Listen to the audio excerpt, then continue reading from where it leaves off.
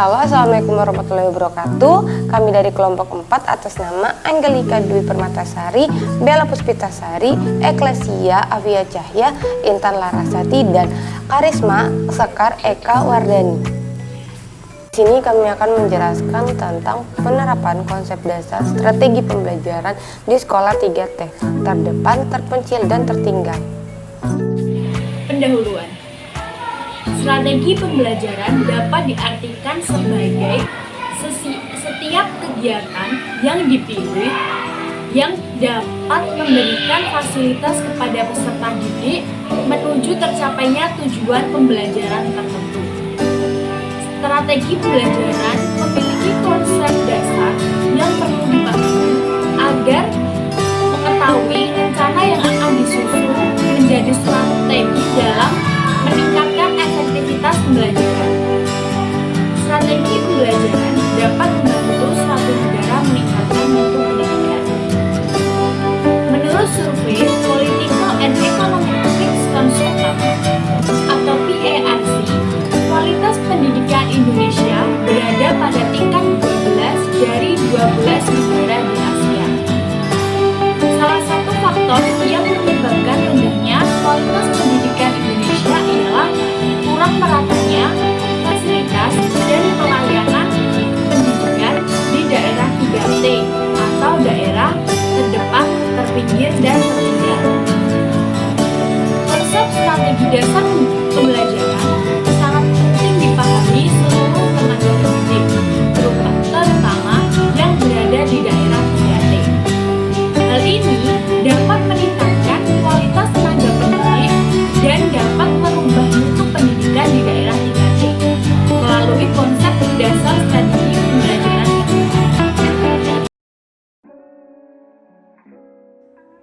Saat ini akan membahas mengenai pengertian dari konsep dasar strategi pembelajaran.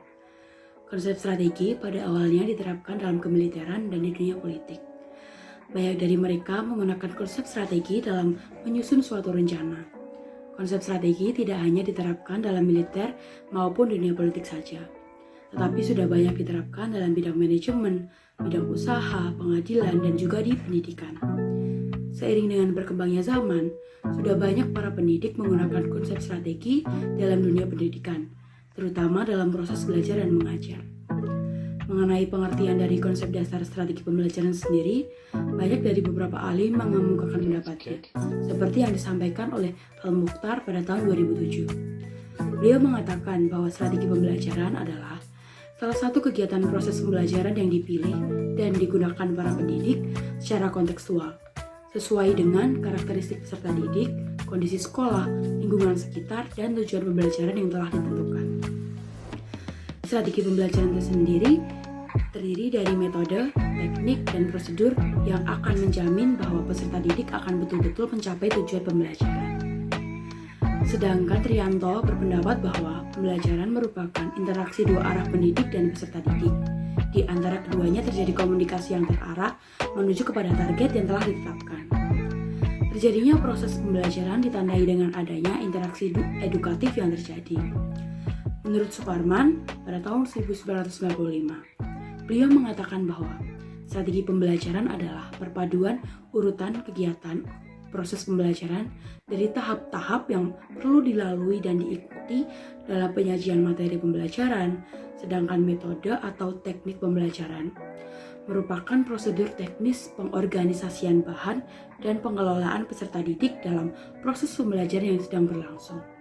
Nah, dari beberapa pendapat ahli yang telah dikemukakan, dapat disimpulkan bahwa strategi pembelajaran merupakan seluruh komponen materi pembelajaran dan prosedur atau tahapan kegiatan belajar yang digunakan pendidik dalam rangka membantu peserta didik dalam mencapai tujuan pembelajaran tertentu dan yang sudah disepakati. Lalu konsep strategi pembelajaran bukan hanya terbatas prosedur atau bahkan tahapan kegiatan belajar yang telah direncanakan, melainkan termasuk juga pengaturan materi atau paket program pembelajaran yang akan disampaikan pendidik kepada peserta didik. Setelah mengetahui beberapa pendapat dari ahli mengenai pengertian konsep dasar strategi pembelajaran. Saat ini akan membahas mengenai fungsi dari konsep dasar strategi pembelajaran.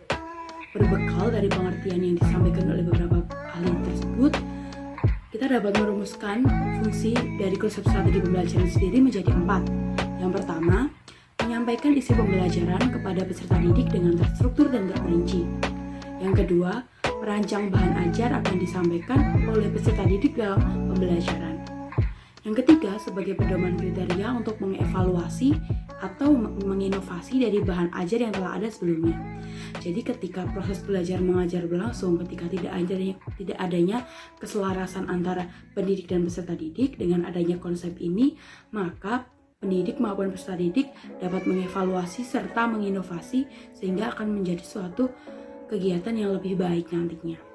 Lalu yang terakhir ada sebagai bahan untuk merevisi bahan ajar yang kurang sesuai dengan kondisi peserta didik. Itulah tadi pengertian dan juga fungsi dari konsep dasar strategi pembelajaran.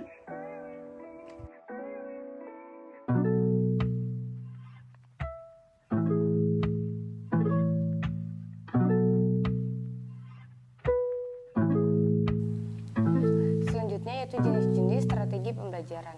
Yang A, strategi pembelajaran ekspositori. Strategi pembelajaran ekspositori merupakan rangkaian kegiatan pembelajaran yang menekankan pada proses penalaran. Strategi pembelajaran ini sering atau biasa digunakan oleh para pendidik dalam praktik pembelajaran yang sebenarnya di lapangan. Strategi pembelajaran ini berlangsung melalui beberapa tahap, yakni penyajian informasi, tes penguasaan, dan penyajian ulang apabila perlu, memberikan kesempatan penerapan dalam bentuk contoh dan soal, serta memberikan kesempatan penerapan informasi baru dalam situasi dan masalah sebenarnya. B. Strategi pembelajaran inquiry. Strategi pembelajaran inquiry merupakan kegiatan pembelajaran yang menitikberatkan pada proses berpikir secara kritis dan analitis untuk mencari dan menemukan sendiri jawaban dari suatu masalah yang dipertanyakan. Strategi pembelajaran ini juga merupakan strategi pembelajaran heuristik karena strategi pembelajaran ini sering disebut sebagai bagian dari strategi pembelajaran heuristik. Sistem pembelajaran inquiry menentukan siswa untuk menguasai materi dan menggunakan potensi yang dimiliki. C. Strategi pembelajaran berbasis masalah atau SPBM. Strategi pembelajaran berbasis masalah didefinisikan sebagai serangkaian kegiatan pembelajaran yang difokuskan pada proses penyelesaian masalah ilmiah. Terdapat beberapa karakteristik dari SPBM, yakni SPBM merupakan rangkaian aktivitas pembelajaran. Inilah yang difokuskan untuk menyelesaikan masalah. Yang terakhir adalah pemecahan masalah dengan menggunakan pendekatan berpikir secara ilmiah. D. Strategi pembelajaran kooperatif. Dari beberapa pendapat ahli, dapat disimpulkan bahwa strategi pembelajaran kooperatif adalah strategi pembelajaran yang memicu peserta didik untuk bekerja dalam kelompok-kelompok yang bertujuan mendorong setiap anggota kelompok untuk saling membantu agar menguasai materi dan mencapai tujuan bersama. Ada 3 tujuan pembelajaran penting yang ingin dicapai melalui pengembangan pembelajaran kooperatif, yaitu prestasi akademik, penerimaan keragaman, dan pengembangan keterampilan sosial. Yang selanjutnya adalah strategi pembelajaran afektif. Strategi ini adalah kegiatan pembelajaran yang menekankan pada pembentukan sikap yang baik. Strategi ini umumnya menempatkan siswa pada situasi konflik atau bermasalah. Dengan keadaan ini, diharapkan siswa mampu mengambil keputusan berdasarkan nilai-nilai baik yang diyakininya. Terdapat beberapa model dari pembelajaran afektif ini. Yang pertama adalah model konsiderasi. Paul menganggap bahwa pendidikan moral tidak sama dengan perkembangan kognitif rasional. Menurutnya, strategi pembelajaran inilah yang akan membentuk kepribadian seseorang. Yang kedua adalah model pengembangan kognitif. Model ini sangat dipengaruhi oleh gagasan John Dewey dan Jean Piaget yang mengatakan bahwa perkembangan manusia terjadi sebagai proses tahap demi tahap rekonstruksi kognitif dalam urutan tertentu. Yang ketiga adalah teknik mengklasifikasi value classification teknik yang membantu siswa guna menemukan dan menentukan nilai yang mereka anggap tepat ketika masalah muncul dengan menganalisis nilai-nilai yang mereka miliki dan tertanam di dalamnya. Yang selanjutnya adalah strategi pembelajaran kontekstual. Strategi pembelajaran kontekstual adalah rangkaian kegiatan pembelajaran yang menekankan pada keaktifan dan keterlibatan siswa dalam mencari dan menemukan materi yang perlu dikuasai siswa dan mengaitkannya dengan kehidupan yang sebenarnya. Yang selanjutnya adalah strategi pembelajaran aktif. Beberapa contoh dari strategi pembelajaran aktif yaitu yang pertama adalah sortir kartu. Strategi ini merupakan upaya kolaboratif yang dapat digunakan untuk mengajarkan fakta tentang konsep pengklasifikasian objek dan untuk memvalidasi informasi. Yang kedua adalah the power of two, kekuatan dua kepala. Strategi pembelajaran ini digunakan untuk mempromosikan pembelajaran kolaboratif dan menekankan pentingnya manfaat sinergi antara keduanya. Yang ketiga adalah tim kuis atau kuis kelompok. Strategi ini dapat meningkatkan tanggung jawab belajar siswa dalam suasana yang nyaman dan menyenangkan. Yang keempat adalah puzzle atau jigsaw.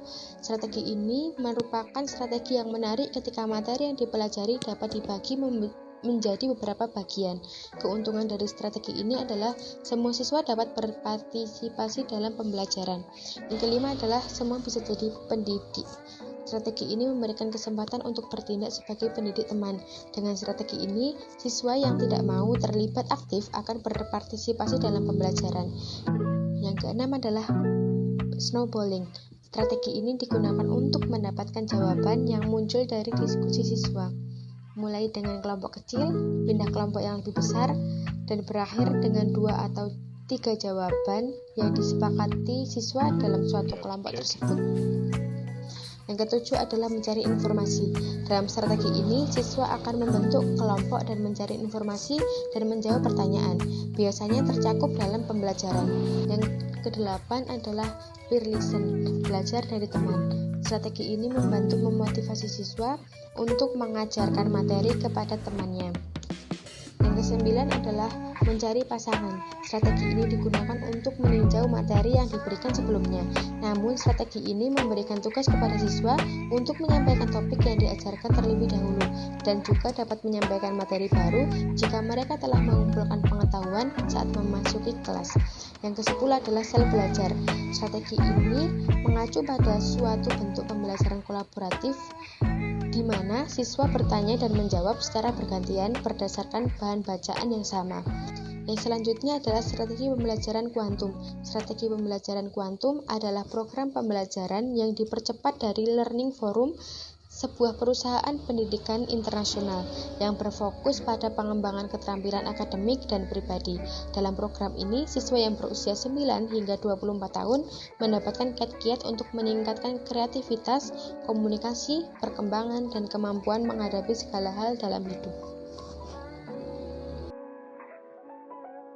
Prinsip strategi pembelajaran. Prinsip strategi pembelajaran merupakan landasan atau dasar yang digunakan dalam pelaksanaan strategi pembelajaran. Setiap strategi memiliki keunikannya tersendiri. Prinsip umum yang perlu dipahami adalah tidak semua strategi pembelajaran cocok digunakan untuk mencapai semua tujuan dalam semua keadaan.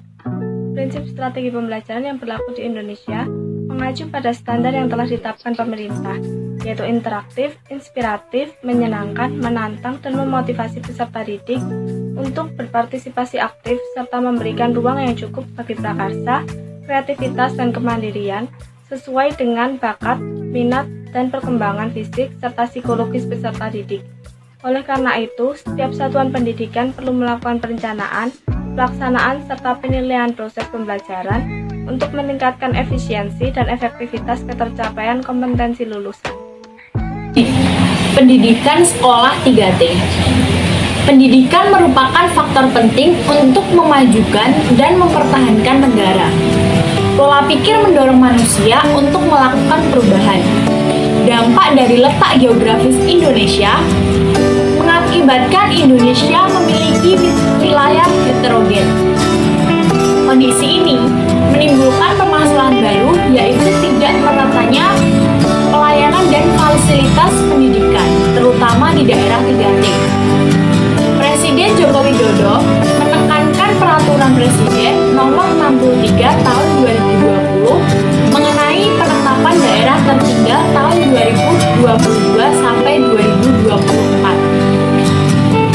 Ada 62 daerah yang ditetapkan tertinggal. Dosen Universitas Negeri Malang, Dr. Rosmaida Sinaga pernah mengajar di Papua selama 25 tahun. Ia menyatakan bahwa fasilitas pendidikan di Papua masih sangat rendah. Banyak siswa yang tidak memiliki buku dan jauhnya lokasi sekolah menuntut siswa untuk berjalan jauh sehingga lelah jika sudah sampai sekolah. Melihat fakta yang ada, peran pemerintah dan tokoh pendidik sangat diperlukan untuk mengatasi masalah tersebut. Kualitas tenaga pendidik sangat menentukan cepat atau lambat itu berubah terjadi. Terdapat dua karakteristik yang diperlukan untuk mempersiapkan menjadi guru yang baik.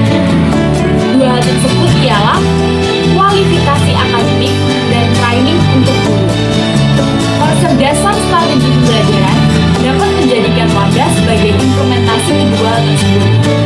Dengan strategi yang baik dan tepat, maka suatu masalah dapat terselesaikan. Komponen strategi pembelajaran. Komponen strategi pembelajaran merupakan unsur-unsur yang diperlukan dalam pelaksanaan proses pembelajaran. Terdapat beberapa komponen pembelajaran, seperti yang pertama ada materi. Terdapat dua jenis materi, yaitu materi formal dan materi informal.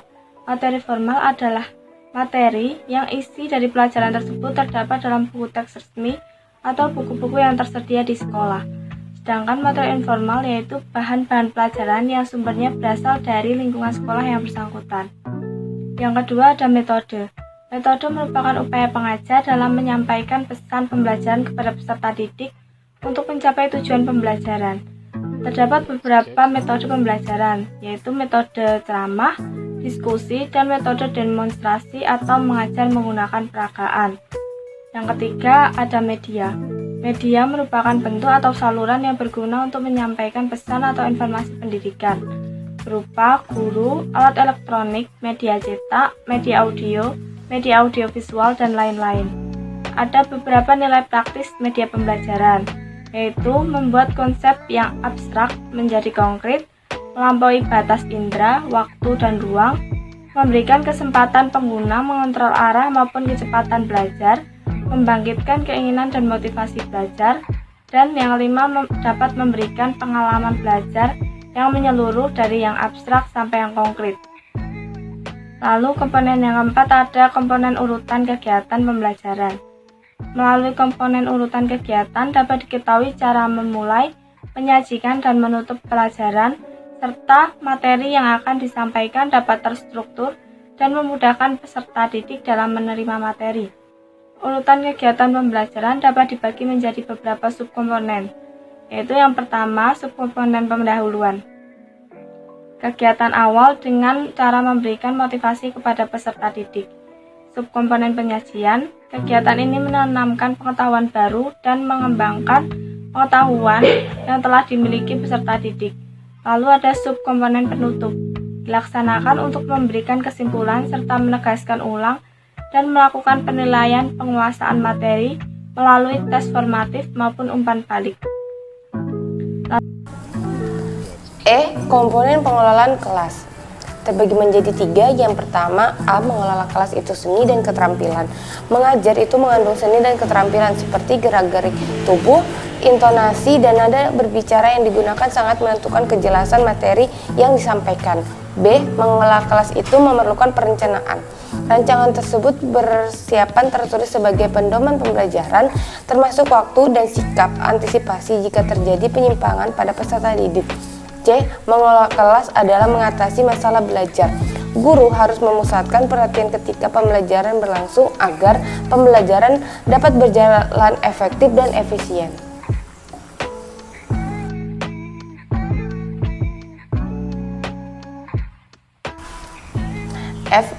Evaluasi bukan saja berfungsi untuk melihat keberhasilan peserta didik dalam proses pembelajaran, tetapi juga berfungsi sebagai umpan balik bagi pendidik atas kinerjanya dalam pengelolaan strategi pembelajaran. Evaluasi sebagai alat untuk melihat keberhasilan pencapaian tujuan dapat dikelompokkan ke dalam dua jenis, yaitu A. Tes digunakan untuk mengukur kemampuan peserta didik dalam aspek kognitif atau tingkat penguasaan materi pembelajaran. Tes hasil belajar dapat dibedakan menjadi tes kelompok dan tes individual. Non-tes merupakan alat evaluasi yang digunakan untuk menilai aspek tingkah laku termasuk sikap, minat, dan motivasi. Jenis-jenis non-tes yaitu observasi, wawancara, studi kasus, skala sikap. Implementasi konsep dasar pembelajaran di daerah 3T. Sekolah di daerah 3T memerlukan perhatian khusus. Perlu adanya strategi yang tepat yang dapat membawa perubahan menjadi lebih baik atau meninggalkan status 3T. Perubahan dapat terlaksana dan berjalan dengan baik apabila mendapatkan dukungan dari pihak pemangku kepentingan seperti pemerintah, guru, serta masyarakat itu sendiri. Konsep dasar strategi pembelajaran perlu diterapkan dalam upaya perubahan tersebut.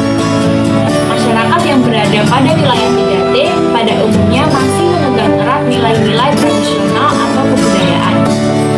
Mengadopsi budaya lokal ke dalam strategi pembelajaran dapat dilakukan agar mudah diterima oleh masyarakat. Salah satunya bisa mengaitkan materi dengan budaya yang ada di sekitar dan menggunakan sistem musyawarah.